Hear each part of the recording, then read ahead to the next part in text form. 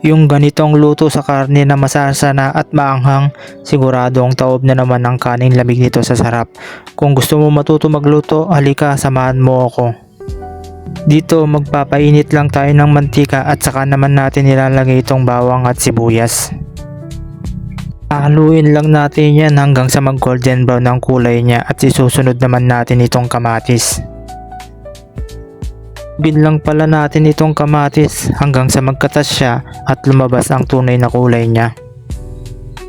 At isasama na rin natin sa gisa itong alamang kung tawagin dito sa lugar namin at bagoong naman kung tawagin sa inyo. Lulutuin lang natin yan ng konti at para mawala naman ang amoy nitong lansa. At bago naman natin ilalagay itong 3 kilo ng karne ng baboy, hahaluin lang natin yan at saka naman tatakpan. Maglalagay pala tayo dito ng medyo maraming tubig kasi medyo matigas din kasi yan. At titimplahan lang din pala natin yan ng paminta, betchin at konting patis pampalasa. Kaya habang kumukulo ay kumakapit na ang lasa nito sa karne. At saka naman natin ito tatakpan ulit.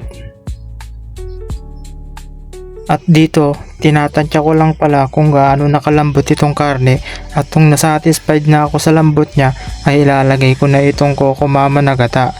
Bali 2 sachet pala ng malalaki ang nilagay ko dyan para kapit na kapit at amoy na amoy gata kapag medyo natutuyan na siya.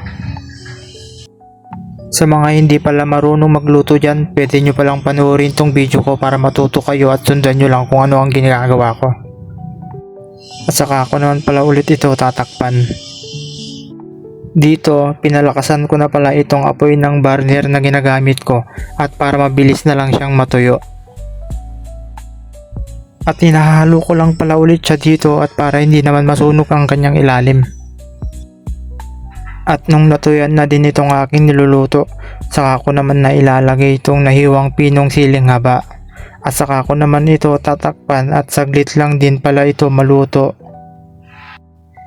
Pasintabi po pala sa mga magagaling na magluto ng ganitong luto ng ulam. Mas maganda po pala maglagay ng fresh na gata ng nyog kumpara sa gata na nabibili sa malapit nyong tindahan. At kung wala naman talaga kayong mapagkunan na fresh na gata ng nyog, ay re-recommend ko na lang sa inyo na bumili na lang kayo ng gantong Coco Mama na gata sa malapit nyong tindahan. At dito, magdadagdag din pala ako ng konting siling maanghang. At kung nanonood ka pa hanggang ngayon, pwede mo pang i-like and share ang video ko na ito at wag mo na rin kalimutan mag-follow.